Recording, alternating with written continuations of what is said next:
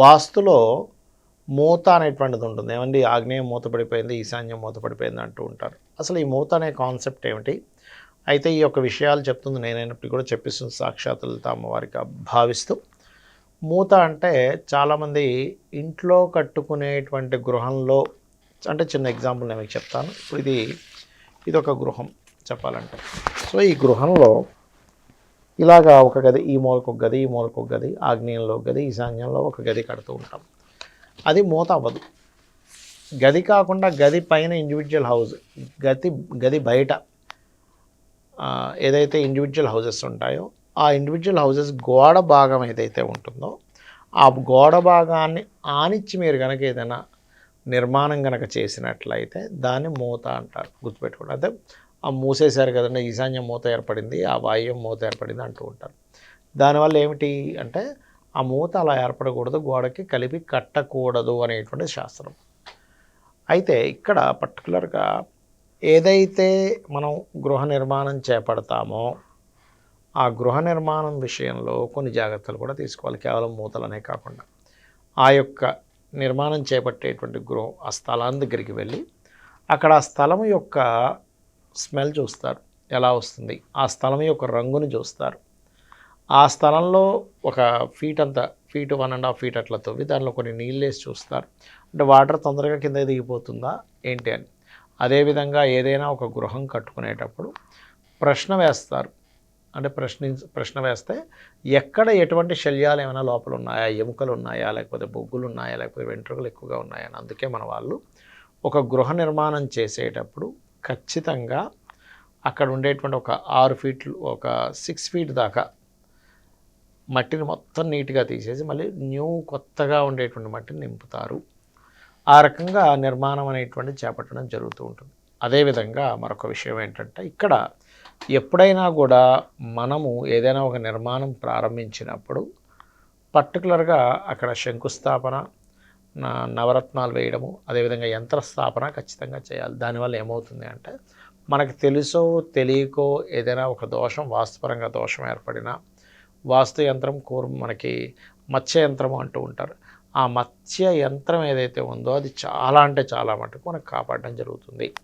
అదేవిధంగా ఇంటి నిర్మాణం ప్రారంభించినప్పుడు కూడా మీరు గోడ కట్టడం అనేటువంటిది నైరుతి నుంచి కట్టాలి.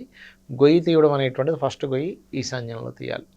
ఈశాన్యంలో తీయకుండా ఎక్కడో నైరుతిలో గొయ్యి తీస్తే అదేమైపోతుందంటే ఆ గృహం, ఆ యొక్క స్థలంలో నైరుతిలో గొయ్యి తవ్వినటువంటి ఫలితం అనేటువంటిది ప్రారంభమవుతుంది.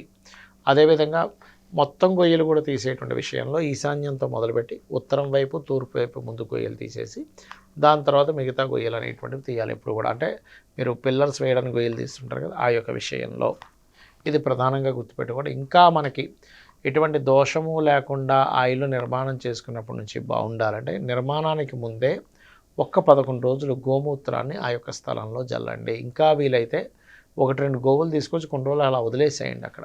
దేశీవాలి గోవులు అది కూడా. అంటే చాలామంది ఏంటంటే ఏమండి మేము పలానా స్థలం తీసుకున్నాము కట్టుకోలేకపోతున్నాము అన్నప్పుడు అక్కడ 1-2 గోవులు అలాగ మేత మేస్తూ అక్కడ తిరుగుతూ ఉంటే గోవు ఎక్కడైతే ఉంటుందో అక్కడి నుంచి దాని అరుపు వినబడినంతసే దూరం వరకు నెగిటివ్ ఎనర్జీ ఉండదు అనేటువంటి శాస్త్రం.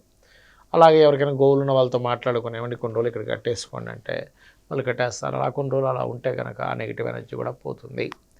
అదేవిధంగా ఎప్పుడూ కూడా ఒక్కొక్క డైరెక్షన్ బట్టి, ఒక్కొక్క దిశని బట్టి మనకి, అంటే మీరు నివసించే మెయిన్ డోర్ దిశనే కాకుండా ఇంట్లో 16 జోన్స్లో ఒక్కొక్క దేవత అసుర స్వరూపాల గురించి చాలా స్పష్టంగా చెప్పడం జరిగింది.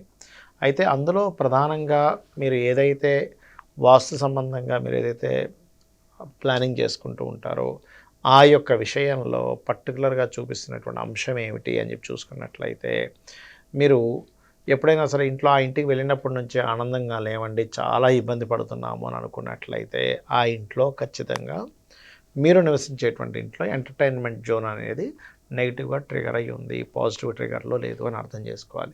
అంటే నెగిటివ్ ఫలితాలు ఎక్కువగా ఇస్తుంది, శుభ ఫలితాలు ఇచ్చేటువంటి ఎలిజిబిలిటీ అది కోల్పోవడము, దానికి అంత శక్తి లేకపోవడము జరుగుతుంది.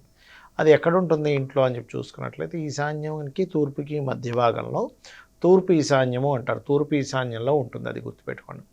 ఆ రకంగా తూర్పు ఈశాన్యం గనక పాడైనట్లయితే ఆ ఇంట్లో ఉండేటువంటి వారు ఆనందంగా ఉండలేకపోతుంటారు. మరి దాన్ని అలాగా యాక్టివ్ చేసుకోవడం ఎలాగా అంటే, మనకు చూడండి ఏదైనా అందమైన వస్తువులు, నెమలికలు, లేకపోతే వీణ, మ్యూజిక్ ఐటమ్స్ ఇవన్నీ కూడా తూర్పు ఈశాన్యంలో పెట్టుకోవాలి. అంటే ఈశాన్యానికి తూర్పుకి మధ్య భాగంలో వాటిని పెట్టుకోవాలి, గుర్తుపెట్టుకోండి. అప్పుడు ఆటోమేటిక్గా మీరు ఏదైతే అక్కడ పెడతారో దాని యొక్క ఫలితం అనేటువంటిది వచ్చి తీరుతుంది. అదేవిధంగా అక్కడ ఇంకేమేమి పెట్టచ్చు అంటే, ఇంట్లో ఉండే వాళ్ళు ఆనందంగా ఉండేటువంటి ఫొటోసు, మ్యూజిక్ సిస్టము, మీరు ఏదైనా ఇంట్లో ఎంటర్టైన్మెంట్ సంబంధించిన ఏదైనా వస్తువులు ఇవన్నీ కూడా అక్కడ పెట్టుకోవచ్చు. కానీ ఎట్టి పరిస్థితుల్లో అక్కడ చనిపోయిన వాళ్ళ ఫోటోలు మాత్రం పెట్టకూడదు. చనిపోయిన వాళ్ళ ఫోటోలు ఇంట్లో పితృపదము అని ఉంటుంది. ఆ పితృపదం దగ్గర పెట్టుకున్నట్లయితే వాళ్ళ యొక్క బ్లెస్సింగ్స్ అనేవి మీకు దొరుకుతాయి. శ్రీమాత్రే నమః.